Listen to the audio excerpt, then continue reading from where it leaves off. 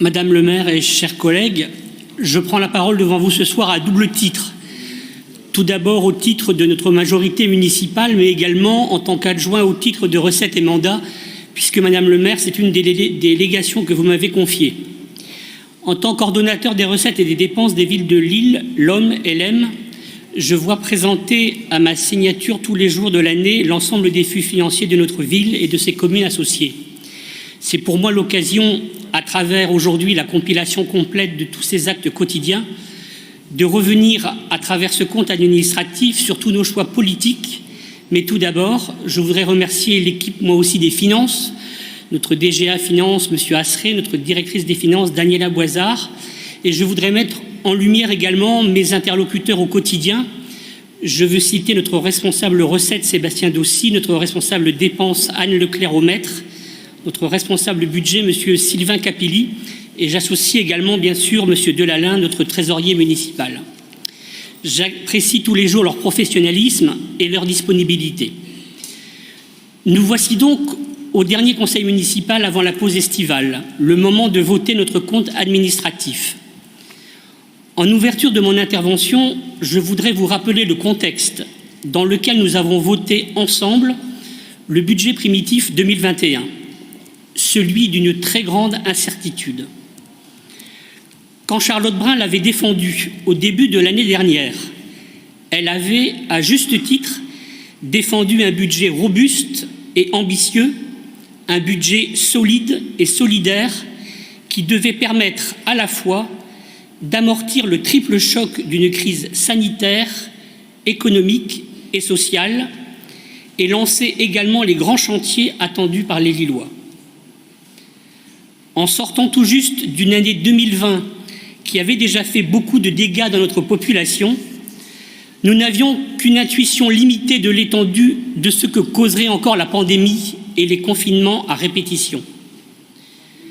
Mais nous n'étions certains à l'époque que d'une seule chose, que les villes, et plus particulièrement la nôtre, allaient continuer à être un maillon essentiel de la chaîne de la solidarité.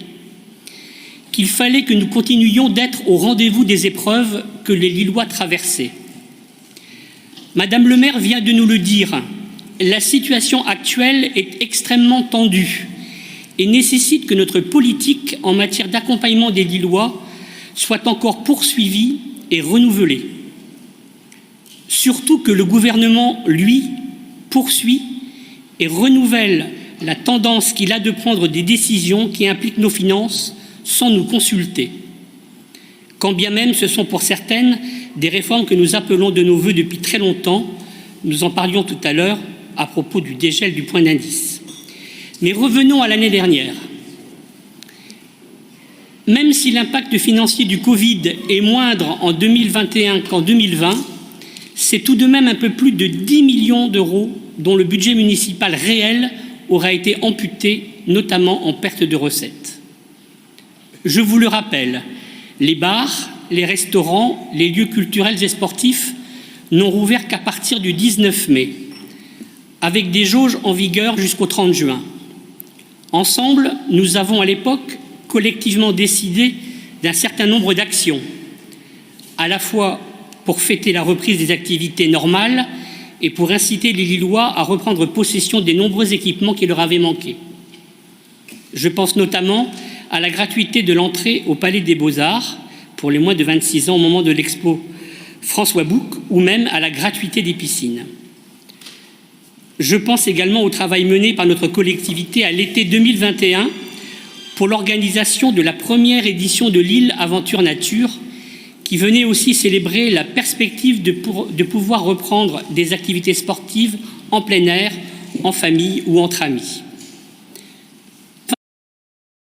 Comme tous mes collègues adjoints de quartier, aux nombreux événements qui ont eu lieu dans notre ville, pensés et animés pour recréer du lien en proximité qui permettait la pratique culturelle et sportive libre, notamment des ados.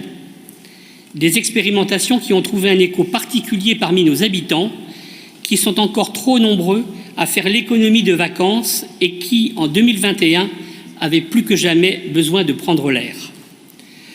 Voilà en quelques mots le contexte d'il y a très exactement un an. Voilà le contexte qui exigeait peut-être encore plus qu'habituellement cette forme de réalisme qui préside toujours au travail budgétaire de Marion Gauthier et de Audrey Linkenheld, qui exigeait aussi une forme de prudence. Je ne parle pas là de la prudence qui est la mère de tous les vices, mais bien de notre prudence à nous, marque de notre respect pour les contribuables et pour l'avenir de notre ville. On le lit dans ce compte administratif.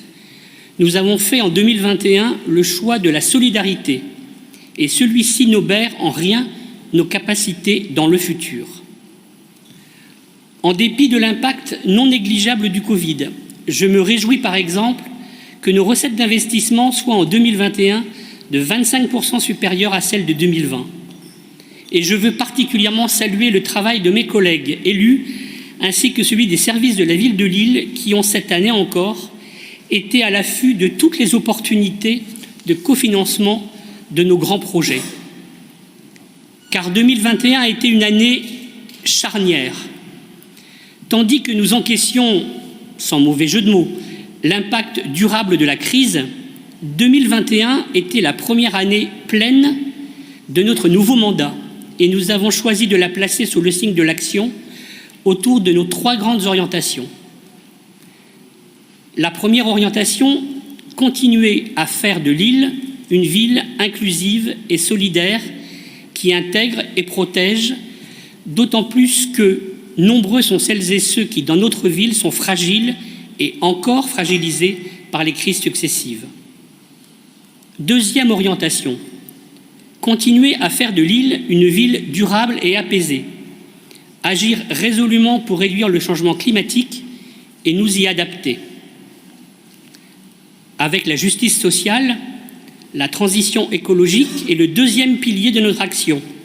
Et cela se traduit dans chacune de nos politiques, comme le démontrera tout à l'heure notre première adjointe qui présentera le rapport Lille bas carbone. Troisième orientation, continuer à faire de Lille une ville en mouvement et en proximité. C'était d'autant plus urgent en 2021, après une année de confinement, alors que les Lillois voulaient retrouver leur liberté et qu'ils demandaient des projets populaires et festifs. L'année dernière, grâce à notre solidité budgétaire et conformément aux engagements pris devant les Lillois, nous avons donc lancé un certain nombre de projets qui préfigurent de la ville que nous voulons construire en lien avec les habitants. Je vous propose de commencer par l'éducation et l'enfance, car ce domaine reste encore le premier poste de dépense dans le compte administratif 2021 quand on le considère au global, à la fois en fonctionnement et en investissement. Grâce à notre collègue Charlotte Brun et aux élus du bloc qu'elle mène, Lille a donné en 2021 encore la priorité à l'accompagnement dans toutes ses formes des petits Lillois de tous âges pour 86 millions d'euros. Non seulement nous avons continué de maintenir un haut niveau d'exigence pour nos écoles, à tous les plans, du point de vue pédagogique évidemment, mais aussi celui de l'environnement, et je pense à la débétonisation des dernières cours de récréation qui restaient encore minérales. Ce double niveau d'exigence se traduit aussi dans le budget que nous avons dédié aux études et travaux de nos équipements éducatifs. Je pense notamment au groupe scolaire Porte de Valenciennes, à Montessori au Bois Blanc, mais aussi à l'Épine à LM. Un budget qui n'a jamais été revu à la baisse et qui, conformément aux annonces que mes collègues ont faites ce mois-ci, devrait connaître encore en 2022 une augmentation significative du fait de la mise en œuvre du plan d'investissement à 50 millions d'euros pour les écoles de Fives et d'LM. En augmentation de 20% de notre budget dédié, nous avons par ailleurs rendu les fournitures scolaires gratuites pour tous les élèves de Lille. C'était un engagement de notre majorité. Et c'est aussi une véritable mesure pour la réduction des consommations de ressources, pour l'égalité entre les enfants et pour le pouvoir d'achat des parents. Et je ne doute pas que son renouvellement à la rentrée prochaine sera la source d'un grand soulagement pour les ménages lillois frappés de plein fouet par l'inflation galopante. Juste après cette politique éducative viennent au coude à coude celles que nous menons en matière de proximité et solidarité d'une part. D'autre part, pour la métamorphose paysagère et urbaine à laquelle on peut lier notre politique de rénovation énergétique et de performance environnementale qui représente chacune pour près de 60 millions d'euros de dépenses en fonctionnement et en investissement. L'ampleur des budgets que nous dédions à ces deux grandes politiques n'est pas anodine. Elles sont indissociables l'une de l'autre, puisqu'il s'agit en fait de lier la justice sociale et la transition écologique. Je commencerai avec la solidarité et la proximité. Notre collègue Sébastien Duhem reviendra sur les dernières actualités, notamment la consultation sur l'avenir du peuple belge. Et si ces projets sont effectivement inscrits au prochain compte administratif, Arnaud Deslandes, Sébastien Duhem, Jean-Claude Menot ainsi que les élus avec lesquels il travaille n'ont pas chômé en 2021. Permettez-moi de mentionner notre politique pour l'accessibilité et l'inclusion des personnes en situation de handicap. Rapidement seulement, car il n'y a rien sur le sujet que je pourrais mieux vous dire que Sylviane Delacroix, et elle vous présentera juste après notre débat son rapport d'accessibilité 2021. Sous son impulsion, nous avons dévolu 1,6 million d'investissements pour la mise en accessibilité des bâtiments. En matière de sécurité et de médiation, les Lillois réclament de pouvoir vivre plus tranquillement. Nous avons, conformément à nos engagements, renforcé en 2021 le recours à la vidéoprotection. 1,9 million d'euros ont été investis pour la création du centre de supervision urbaine et de l'hôtel de police municipal. À Lille, avec Jean-Claude Menot, ce sont désormais 60 caméras qui sont branchées en continu au nouveau centre de supervision urbaine. Avec 155 réquisitions et 80 extractions depuis le 29 janvier, l'usage que nous voulons très encadré de la vidéo permet déjà une évolution positive des enquêtes de police en matière notamment de violence. Autre engagement bientôt tenu, la livraison prochaine du futur hôtel de police municipale qui permettra non seulement d'accueillir physiquement les Lillois, une nouveauté à laquelle nous sommes très attachés et qui devrait contribuer à améliorer la qualité du service rendu à la population, mais aussi d'améliorer sensiblement les conditions de travail des agents municipaux et donc d'améliorer l'attractivité de ces postes. Cet hôtel de police sera, à sa livraison à la rentrée, un atout majeur pour attirer à nous de nouveaux policiers municipaux. Nous en avons déjà recruté 22 en 2021 et nous continuons encore pour atteindre les 50 que nous avions promis aux Lillois. En matière d'hébergement et d'accueil, nous avons bien malheureusement été obligés une nouvelle fois l'année dernière de nous hisser à la hauteur de nos responsabilités de ville-refuge en accueillant les femmes et les hommes qui ont quitté l'Afghanistan dans la précipitation au mois d'août 2021. Je veux ici seulement mentionner les 303 000 € de subvention d'investissement au CCAS de Lille pour les travaux réalisés dans le bâtiment Corot. Des dépenses que nous aimerions être exceptionnelles, tant elles n'existent qu'en réponse à la détresse de celles et de ceux qui sont jetés sur les routes par la guerre, par la misère, par l'oppression et déjà aujourd'hui par les conséquences du réchauffement climatique, mais je pressens qu'elles vont devenir de plus en plus régulières. À noter notamment l'inscription de 221 000 € au budget supplémentaire 2022 pour couvrir les diverses dépenses liées à l'accueil des Ukrainiens depuis le mois de février de cette année. Je profite d'ailleurs d'avoir la parole pour remercier les habitants, nombreux, et les associations, forces vives, indispensables dans nos quartiers, qui continuent encore de se mobiliser nombreux pour accompagner ces familles. Merci à eux.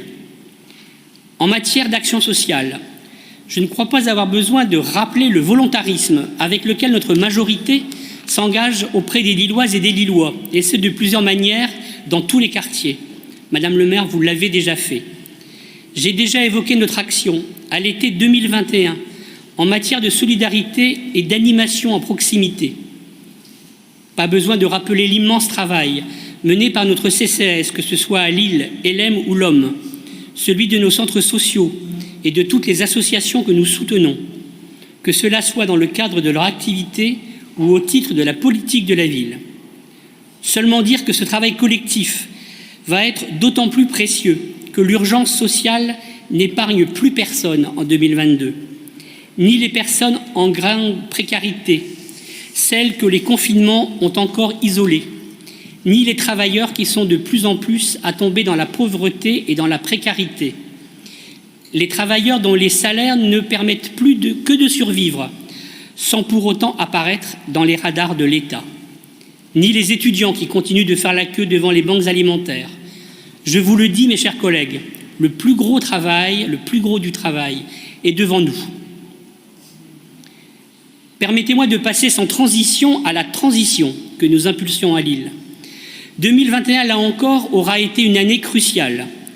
C'est l'année de naissance d'un certain nombre de documents et de projets stratégiques déterminants pour le futur de notre territoire. 2021, c'est l'adoption du plan lillois pour le climat, déclinaison du plan climat, air, énergie, territorial métropolitain et de ces très nombreux indicateurs dont la première adjointe présentera le suivi dans quelques instants. 2021, c'est la signature du plan Lille bas carbone dont nous avons très récemment célébré le premier anniversaire et l'ambition partagée avec plus de 150 partenaires de l'aménagement, de la construction et de la rénovation que notre ville et tous ses acteurs peuvent être à la pointe du combat contre le réchauffement climatique, sans mettre à l'arrêt les projets de construction qui sont nécessaires pour mettre un toit sur toutes les têtes dans une ville en mouvement. 2021, c'est l'officialisation de la charte d'engagement des opérateurs de téléphonie mobile qui vient conditionner à Lille le déploiement de la technologie 5G. 2021, c'est aussi de grands projets et ceux du quotidien du cadre de vie. Dans ce compte administratif, nous comptons par exemple l'entretien de nos espaces verts, l'acquisition de fonciers pour créer de nouveaux parcs de proximité dans les quartiers qui en manquent. Nous y comptons également 2,6 millions d'euros pour l'aménagement des espaces publics, comme la rue Pierre-Mauroy, la rue du Molinel. Il faut y compter également près d'1 million d'euros dédiés à la massification des mobilités actives, avec l'installation de vélobox, d'arceaux, de bandes coup de pompe. Il faut aussi y compter les dépenses afférentes à notre politique volontariste en matière de piétonisation temporaire, l'installation de bornes rétractables qui permettent désormais de flâner dans un centre-ville dégagé les samedis après-midi. En matière de rénovation et de performance, il faut y compter les travaux des halles A et B de la gare Saint-Sauveur, la modernisation de l'éclairage public. Et tout cela, c'est sans compter que la question de la soutenabilité traverse l'ensemble de nos politiques, l'ensemble de nos budgets. Je pense notamment à l'habitat et à ma collègue Anissa Baderi. C'est sans compter non plus l'impact des 3 documents que j'ai votés juste avant. Grâce au plan lillois pour le climat, la charte d'engagement des opérateurs de téléphonie et surtout le pacte Lille bas carbone. C'est un élan de plusieurs autres millions d'euros de projets privés qui souscrivent dans leur développement aux objectifs que nous avons fixés pour notre territoire.